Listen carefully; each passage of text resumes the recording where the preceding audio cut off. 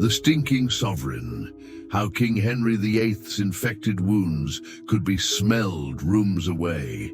The year was 1546, and something was terribly wrong in the corridors of Whitehall Palace.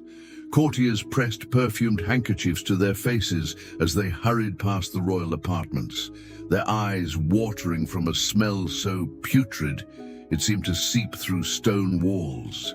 Servants drew lots to determine who would have the misfortune of attending to the king, while others simply fled their posts rather than endure another moment in the presence of England's most powerful man.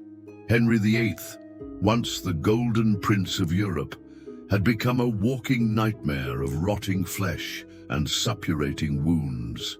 The athletic young monarch, who had dazzled foreign ambassadors with his prowess in the tilting yard, was now a grotesque parody of kingship, a mountain of infected meat barely contained within silk and velvet. His legs, once powerful enough to dance through the night and ride to hounds at dawn, were now twin horrors of blackened flesh and weeping sores that announced his presence long before he entered any room. But this was not merely a tale of physical decline. The stench that followed Henry VIII was the aromatic signature of a reign that had descended into madness, paranoia, and unprecedented cruelty. As his body rotted from within, so too did his kingdom begin to fester under the weight of his increasingly erratic and violent rule. The man who had once been hailed as a Renaissance prince had become something far more sinister, a tyrant whose very flesh betrayed the moral corruption that had consumed his soul. What you are about to discover is not the sanitized version of Henry VIII found in textbooks, but the horrifying reality of a king whose physical decay mirrored the putrefaction of his character. This is the story of how the most powerful man in England became a prisoner of his own rotting body, and how the smell of his infected wounds became the harbinger of terror for an entire court. Chapter 1. The Wounds That Changed Everything. The transformation of Henry VIII from Renaissance prince to reeking tyrant began with a single moment of catastrophic violence on January 24, 1536. During a jousting tournament at Greenwich Palace, the King's Horse, a massive destrier weighing over 1,000 pounds, crashed down upon its royal rider with bone-crushing force. Henry lay unconscious for 2 hours, his courtiers whispering prayers and preparing for the succession of his infant daughter, Elizabeth. When he finally stirred, gasping back to consciousness, no one could have imagined that this accident would unleash a decade of putrefying horror. The initial injury to Henry's left leg seemed minor, a simple wound from the horse's impact that court physicians confidently predicted would heal within weeks. But something had gone terribly wrong. Instead of healing, the wound began to fester, developing into an ulcer that would plague the king for the remainder of his life. Modern medical experts believe Henry developed osteomyelitis, a chronic bone infection that turned his legs into reservoirs of bacterial horror. "The smell, Your Majesty," whispered Dr. William Butts, the king's physician, during one of their private consultations in 1540. "Perhaps if we could try a different treatment?" But Henry's eyes flashed with that familiar dangerous gleam. "You dare suggest that the King of England stinks, Doctor?" The physician fell to his knees, knowing that any criticism of the royal person, even medical observation, could be construed as treason. By 1543, the ulcers on both of Henry's legs had become so severe that contemporary accounts described them as grievous wounds that never ceased to discharge pus and rotting tissue. The Venetian ambassador wrote in a coded letter to the Doge that approaching the English king was like walking into the mouth of hell itself, while French diplomatic reports mentioned the necessity of standing upwind during audiences with His Majesty. The king's own clothing became a challenge that required military precision. Servants would hold their breath as they approached with fresh linens, moving with the efficiency of soldiers under fire. The royal laundresses, once proud of their prestigious position, began abandoning their posts rather than handle the king's befouled garments. Those who remained demanded extra payment, hazard wages for dealing with cloth so saturated with infection that it had to be burned rather than cleaned. What made the situation even more grotesque was Henry's complete denial of his condition. He continued to wear his tight-fitting hose and elaborate court dress, the fabric stretched obscenely over his suppurating wounds. Courtiers learned to read the warning signs. When the smell grew particularly intense, it meant the king was approaching one of his violent moods, perhaps triggered by the constant pain that racked his diseased legs. The psychological impact of Henry's condition extended far beyond the physical revulsion it inspired. The man who claimed to rule by divine right was betrayed by his own flesh, creating a cognitive dissonance that drove him deeper into paranoia and rage. How could God's chosen representative on earth be reduced to this reeking caricature of majesty? The answer, in Henry's increasingly twisted mind, was that his enemies were somehow responsible, through poison, witchcraft, or divine punishment, for his subjects' insufficient loyalty. As the stench grew worse, so did Henry's cruelty, as if the infection in his legs had somehow spread to his very soul. Chapter 2. The Architecture of Avoidance. By 1544, the entire Tudor court had reorganized itself around the simple but overwhelming challenge of existing in the same space as their putrefying monarch. What emerged was an elaborate system of architectural and social adaptations that turned Whitehall Palace into a maze of escape routes and avoidance strategies, all designed to minimize exposure to the king's overpowering stench. The palace's ventilation system, originally designed to carry away cooking smoke and winter dampness, was hastily modified by the Royal Works Department. New windows were cut into walls, additional chimneys constructed, and elaborate systems of fans, operated by servants, were installed throughout the royal apartments. Yet nothing could contain the miasma that seemed to emanate not just from Henry's wounds, but from his very presence. Thomas Cranmer, Archbishop of Canterbury, and one of the few men brave enough to regularly counsel the king, developed what courtiers privately called the Canterbury approach, a method of standing at precise angles to Henry during meetings to catch whatever weak breeze might be available. "My lord," he would begin his audiences, positioning himself near windows or doorways, "if your majesty would permit me to discuss this matter while we enjoy this pleasant morning air." The French ambassador, Charles de Marillac, reported to King Francis I that audiences with Henry VIII required extensive preparation. "One must fast beforehand," he wrote in cipher, "lest the royal presence cause one to lose one's breakfast upon the palace floors. I have taken to carrying a pomander filled with the strongest herbs available, yet still the king's condition penetrates every defense." Servants developed an intricate system of communication based on the intensity of the royal aroma. A discreet hand signal meant Henry was approaching from the east corridor. Two signals indicated he was in one of his worst states, and alternative routes should be taken immediately. New servants were trained not just in protocol and etiquette, but in the art of controlled breathing and subtle mouth-breathing techniques that might reduce their exposure to the assault on their senses. The king's dining arrangements became particularly challenging. His food tasters, already nervous about potential poisoning, now had to perform their duties while fighting waves of nausea from their proximity to their sovereign. Several resigned their positions, claiming illness, though court gossips whispered that they simply couldn't stomach their work anymore.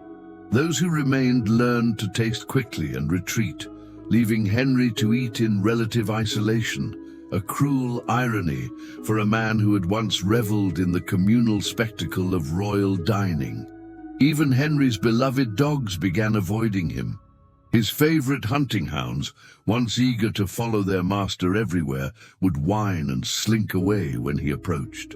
Only the most desperate courtiers, those seeking advancement or fearing punishment, would willingly spend extended time in the king's presence.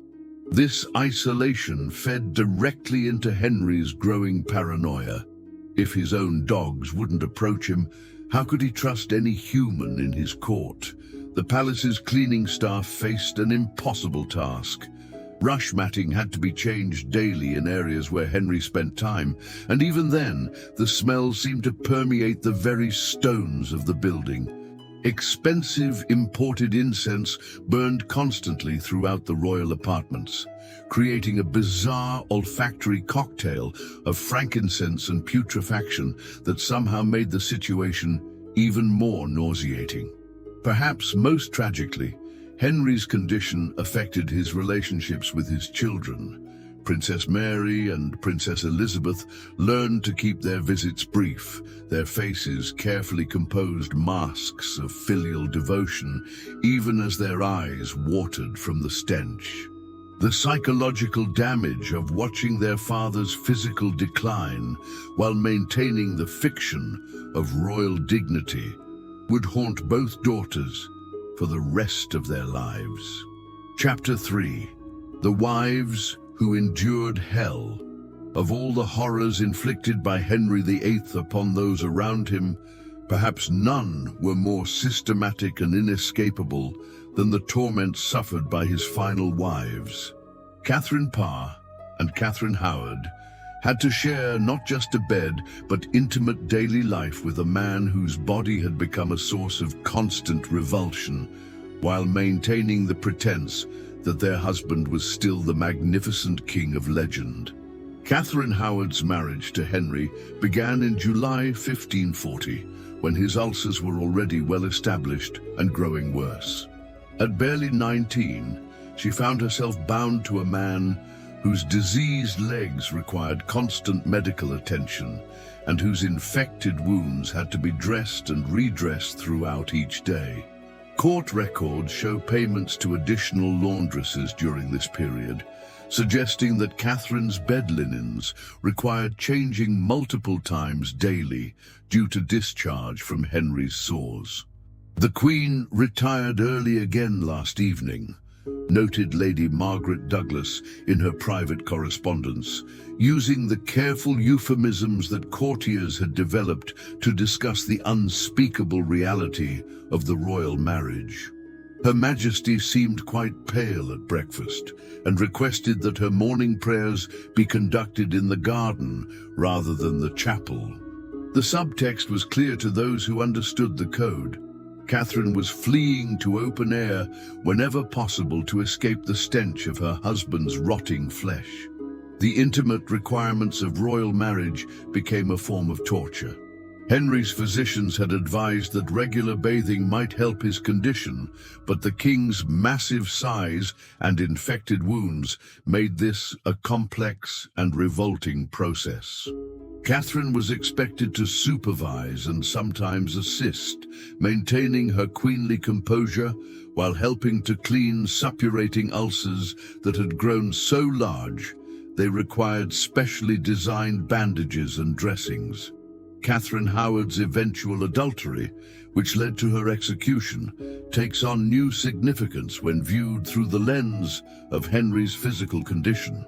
The young queen's desperate relationship with Thomas Culpeper wasn't just teenage rebellion or political conspiracy. It was the act of a woman driven to seek normal human intimacy, away from the horror of her marriage bed. When she was discovered, her pleas that she couldn't bear to be alone with the king carried a literal truth that her judges, all male courtiers who understood exactly what she meant, chose to ignore. Catherine Parr, Henry's final wife, developed perhaps the most sophisticated coping mechanisms. Married to the king in 1543, when his condition had reached its most revolting stage, she survived by transforming herself into something approaching a medical attendant. Her private papers, discovered centuries later, contained detailed notes about herbal remedies and wound treatments, suggesting she had essentially become Henry's unofficial nurse. Her Majesty has become quite learned in the healing arts, reported Dr. Thomas Wendy to his colleague Dr. George Owen. She speaks of poultices and drainage techniques with the knowledge of a trained physician. What the doctor diplomatically didn't mention was that Catherine had been forced to become an expert in wound care simply to survive her marriage. The psychological toll on Catherine Parr was evident in her later writings. Her book Prayers or Meditations contains numerous references to enduring suffering and finding strength in adversity that read like the testimonies of a torture survivor. "In our darkest hours," she wrote, "when the very air around us seems befouled with corruption, we must remember that our true reward lies not in this world, but the next." Both final queens developed elaborate routines designed to minimize their exposure to Henry's condition while maintaining royal dignity. They would schedule their days to limit time in enclosed spaces with the king, often suggesting outdoor activities or public ceremonies that would provide natural ventilation. Their ladies-in-waiting became conspirators in this elaborate dance of avoidance, creating distractions and diversions whenever the royal couple needed to be separated. The tragedy of these marriages extended beyond mere physical revulsion. Both women were expected to produce male heirs, requiring regular intimate contact with a man whose body had become a breeding ground for infection. The medical risks were enormous, and it's possible that Henry's condition contributed to the repeated pregnancy failures and miscarriages that plagued his later marriages. Most heartbreaking of all was the complete impossibility of honest communication about their situation. Any acknowledgement of Henry's physical condition could be construed as criticism of the divine king, potentially leading to charges of treason. These women were trapped in marriages that were literally nauseating, forced to pretend that their husband remained the magnificent prince of their subjects' imagination, while privately enduring daily exposure to the putrefying reality of his diseased body. Chapter 4: The Servants' Secret War. Behind the elaborate pageantry of Tudor court life, a different kind of battle was being fought by the men and women whose job it was to maintain the fiction of royal dignity.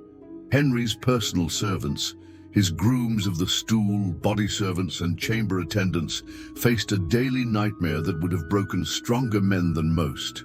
Their struggle to preserve their monarch's appearance while dealing with his revolting physical condition became a heroic exercise in loyalty, ingenuity, and sheer survival. The position of groom of the stool, traditionally one of the most prestigious appointments in the royal household, became during Henry's final years something approaching a death sentence for one's social life. Sir Anthony Denny, who held this position during the king's final years, required his own servants to manage his clothing and person after attending to Henry. Court gossip suggested that Denny burned his clothes after particularly challenging days and maintained separate living quarters to avoid contaminating his family with the royal stench.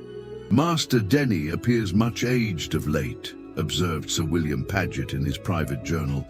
His face bears the expression of a man who has witnessed horrors beyond description, yet he maintains his duties with admirable discretion. The diplomatic language barely concealed what everyone understood, that attending to Henry VIII's most basic needs had become a form of psychological torture.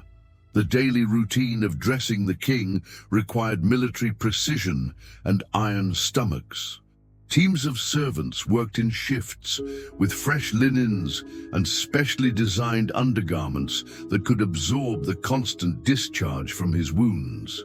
The royal wardrobe accounts from this period show enormous expenditures on disposable clothing items, undershirts and hose that were worn once and then destroyed rather than cleaned.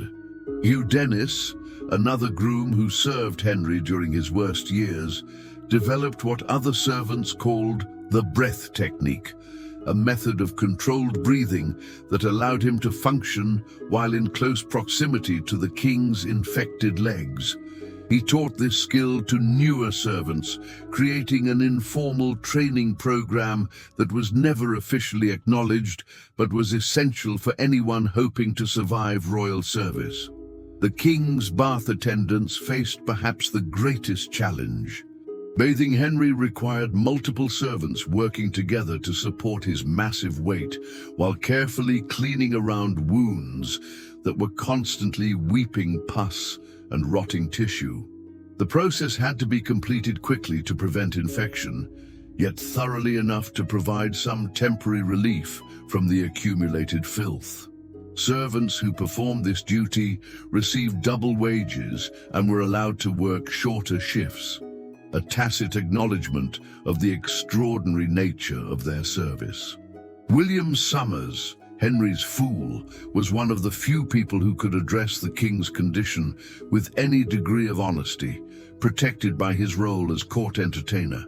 His jokes and songs contained veiled references to the royal malady that allowed the court to acknowledge what everyone knew without directly confronting the horrible reality. Even the greatest of kings, he would sing, must sometimes bear the wounds of mortal flesh, prompting knowing glances among the courtiers who understood his meaning. The psychological toll on servants was evident in the high turnover rate in royal service during Henry's final years. Men who had proudly served in the royal household for decades began requesting transfers to other noble houses or simply abandoning their positions entirely. Those who remained often showed signs of what we might now recognize as post-traumatic stress. Difficulty sleeping, loss of appetite, and nervous disorders that physicians of the time attributed to bad air around the court. Perhaps most ingeniously, the servants developed an elaborate system of signals and codes to communicate about Henry's condition without ever directly acknowledging it. A particular arrangement of flowers in the royal apartments indicated that the king was having a particularly bad day.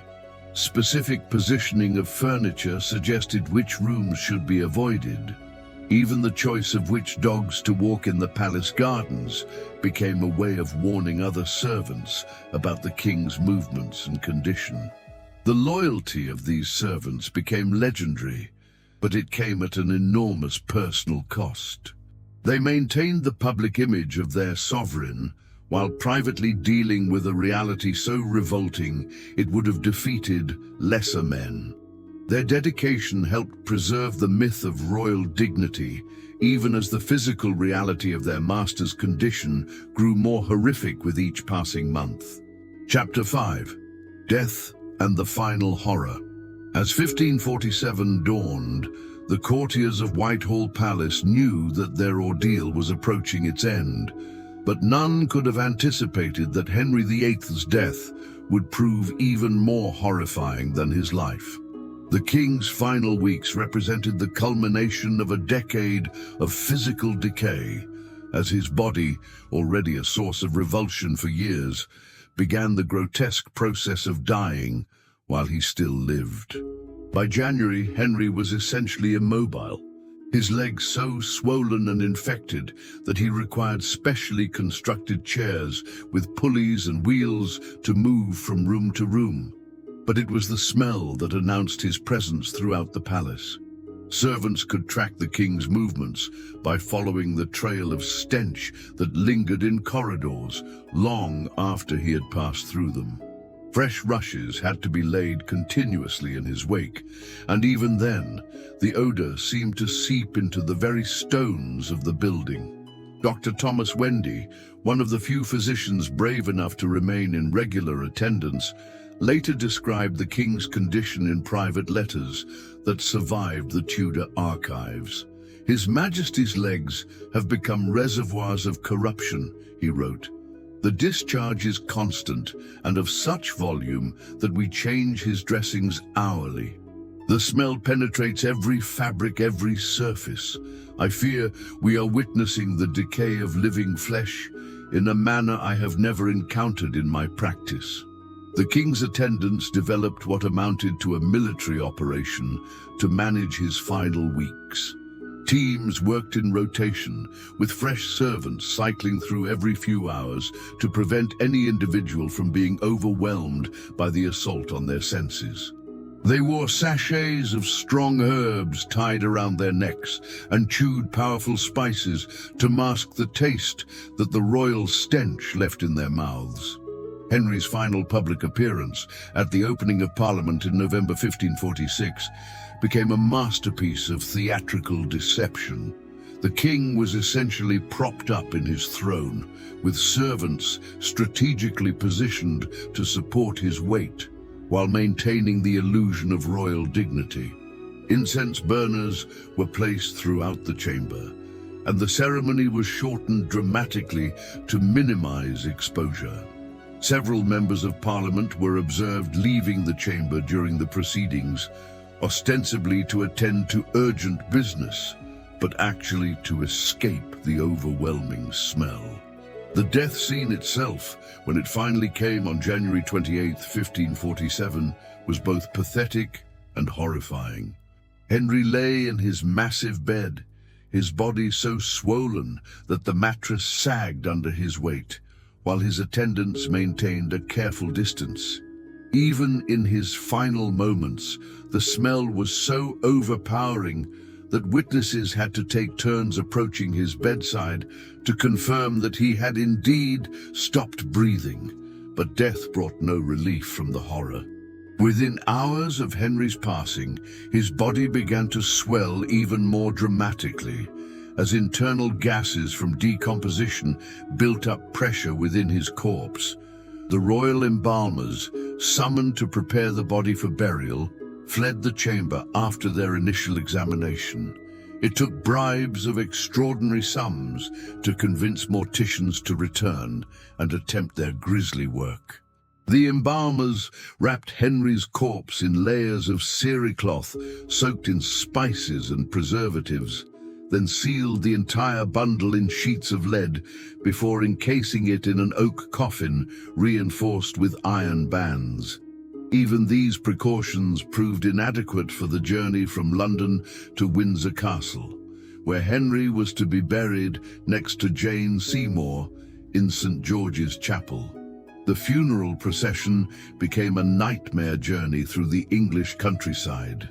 Despite the lead wrapping and reinforced coffin, Henry's body continued to decompose at an alarming rate, creating pressure that threatened the integrity of his burial container. Servants traveling with the procession reported hearing disturbing sounds from within the coffin, the groaning and creaking of wood under enormous pressure as gases continued to build. The climax of this final horror came on the night of February 14th, as the procession rested at Sion Abbey. Witnesses reported being awakened by a tremendous crack, followed by the most revolting smell any of them had ever experienced. Henry's coffin had burst open, his decomposing remains spilling onto the floor of the chapel where his procession had stopped for the night. Local legend, reported by several contemporary sources, claimed that wild dogs came and licked up the spilled royal remains. A grotesque end for a man who had claimed divine authority over his subjects. The cleanup required an entire day, with servants working in shifts to contain the mess and transfer what remained of their king to a new, larger coffin. The chapel at Sion Abbey had to be reconsecrated, and the very stones where Henry's remains had spilled were reportedly replaced because the smell could never be completely removed. Conclusion. The true horror of Henry VIII's final years lay not simply in the physical revulsion his condition inspired, but in what it revealed about the nature of absolute power when wielded by a man whose body betrayed every pretension to divine authority. Here was a king who claimed to rule by God's will, yet whose flesh rotted while he lived, creating a walking contradiction that drove him deeper into paranoia and cruelty with each passing day. The stench that followed Henry VIII became the perfect metaphor for his reign, something that started as merely unpleasant, but grew into an overpowering force that corrupted everything it touched. His infected wounds didn't merely smell, they announced the presence of a tyrant whose physical decay mirrored the moral putrefaction that had consumed his soul. In the end, the King of England became a prisoner of his own rotting body, feared not for his power, but for the simple horror of being in his presence. The lesson of the stinking sovereign reaches across the centuries with uncomfortable clarity. Absolute power cannot mask the reality of human frailty, and those who claim divine authority will ultimately be betrayed by the very flesh that proves their mortality. Henry VIII died as he had lived his final years, in a cloud of revulsion that no amount of royal pageantry could disguise or overcome.